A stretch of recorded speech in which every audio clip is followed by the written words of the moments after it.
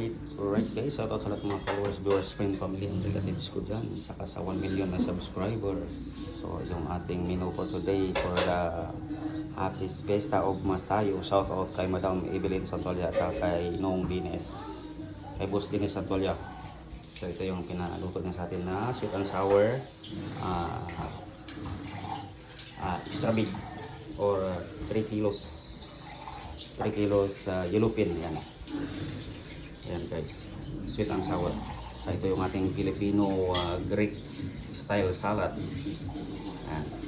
So cucumber, peppers, onion, and olives. So instead of feta cheese, we're using cheddar cheese. Saka nilagyan natin ng julienne carrots on the top, garnishing, right? So happy fiesta Masayo, Barangay Masayo, Tobias Ponier Antique. Ayan, shout out sa lahat, happy fiesta, right?